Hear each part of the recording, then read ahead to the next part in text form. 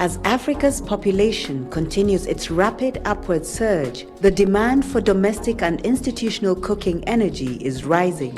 In East Africa, the rural and urban masses still rely heavily on traditional biomass fuels, firewood and charcoal. Use of forestry biomass as the primary source of cooking fuel was most recently estimated 85% in Kenya, 88% in Tanzania, and 90% in Uganda. This not only poses a serious threat to the natural environment, but has also led to scarcity of wood fuel resources. With time, because of fuel scarcity, you'll find that the government regulations in terms of access to forest for fuel wood extraction and all that has played a role, and whereby the fuel is becoming scarcer and scarcer. Agricultural expansions has reduced the forest land, and you'll find that people are left with no alternative.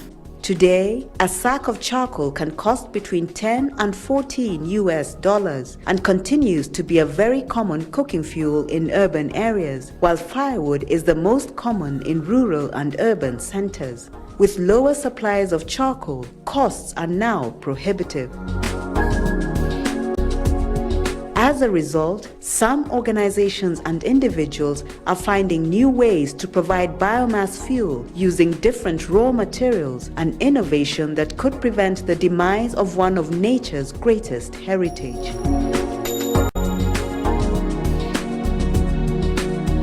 This new type of fuel is called a briquette. A briquette is essentially a solid fuel made from any compacted biomass material such as agricultural or forestry residues. Like firewood and charcoal, briquettes can be burned to produce heat for cooking, water heating, and many other purposes.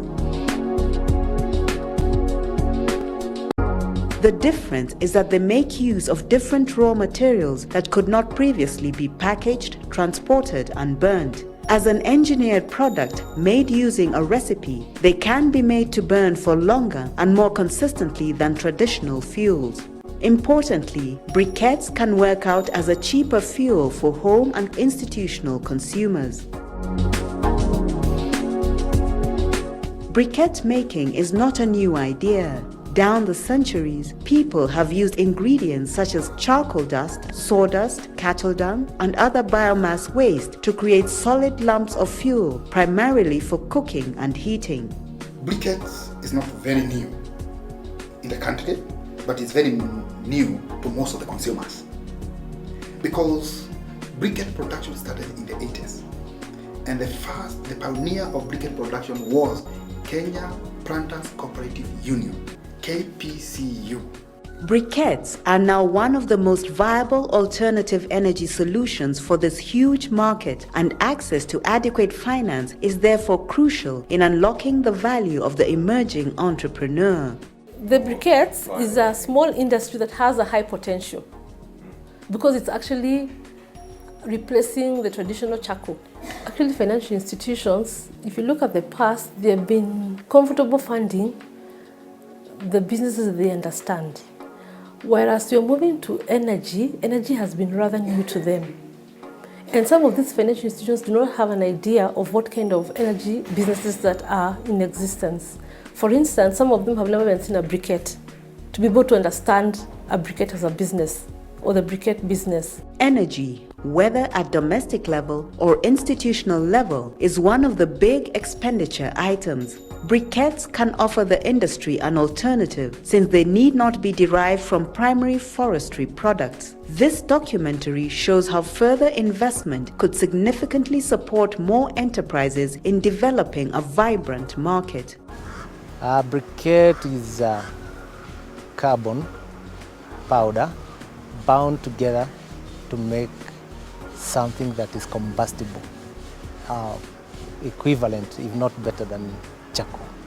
We make them from charcoal fines. That's the waste that is out there. We get it from the charcoal dealers because we have also experimented with other biomass. We have rice husks. If they are carbonized, we make very good briquettes. Okay. Coffee pulp is also a good feedstock. We have even ordinary grass. Research suggests that it is the large proportion of urban poor who purchase charcoal to meet their cooking needs who are the most likely group to switch to more sustainable and cheaper energy. Since we started using it, people have realized briquettes are cheap and affordable for poor people. They can cook for long and many people do like them. We give a few samples for testing first before selling so that our customers can see the efficiency of these briquettes. The briquettes keep the house warm and cook for long as compared to charcoal, which is used in plenty. Significant numbers of businesses and institutions across East Africa rely on biomass fuels. George Otieno Agundo has been a blacksmith since 1991. Like George, many rural blacksmiths have turned to using briquettes because of the huge savings they can make. Using briquettes has allowed him to support his family and purchase a plot of land. I prefer working with briquettes because they are cheap and I use few pieces as compared to charcoal, which is expensive, and I would use a lot of charcoal when working. A sack of charcoal costs 1,400 Kenyan shillings and I use this sack for 2 days. But I buy briquettes at 700 shillings, which I use for more than 2 days. Hence, that's where my profits comes in. Some emerging enterprises, such as Lean Energy Solutions, now pride themselves on having applied available skills to set up viable briquette manufacturing businesses and scale them up. And we carried out more than now 50 energy audits in Kenya, and all over Africa more than 80 energy audits. And through energy audits we got a lot of ideas how we can save the energy costs. We took little projects with them, and that's how we entered into the manufacturing of briquettes. Lean Energy Solutions found many clients eager to cut their energy costs. Many of them lost money that would have otherwise been their profit to the huge fuel oil and electricity bills. They mainly serve small and medium-scale factories. They were quite excited. You know, when you talk about conversion of boiler from fuel-fired to instead of fuel oil, you are using the briquettes. They are very excited. Yeah, there are savings, but the question is that there was nobody to manufacture. So the initial reaction is, yes, we are interested, but who is going to supply? So that's the reason we came into that. And when we started manufacturing and we are started giving them, they're quite happy about it. According to Dinesh, briquettes are advantageous because their moisture content is lower, are more energy efficient, and occupy less space. Customers are quite happy. They are quite happy because first thing is a green project. You know, there is smokeless and easy to handle, easy to store, and transportation is quite easy. So it's much better than the firewood.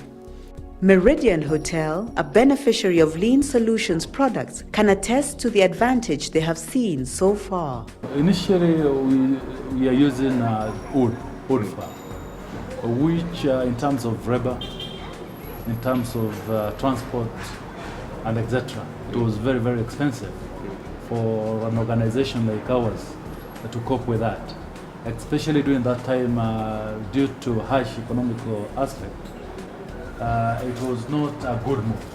And when Lean Energy came into place, you know, they had to give us a data statistic that on the given time you will save at a certain percentage.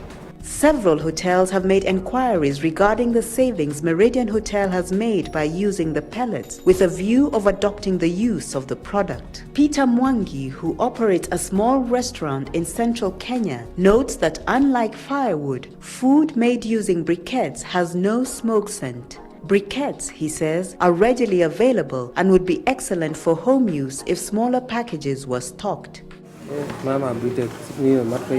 Briquettes have helped us because when we used charcoal, we could consume 3 bags in a day. And now we use only 3/4 bag of briquettes in a day because they keep fire for long. Briquettes are inexpensive. For example, one bag costs 500 Kenyan shillings compared to gas of 2,500 Kenyan shillings, which we could use for only 3 days. Briquettes are good because you save money and they are smokeless.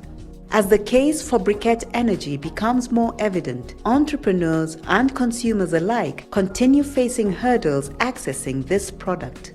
Demand is rising. When I was starting, I was all alone and I could not make impact. But when I welcomed other people and we teamed up, we are actually getting orders from Nairobi. Banks have not been very good to us. They don't like taking risks.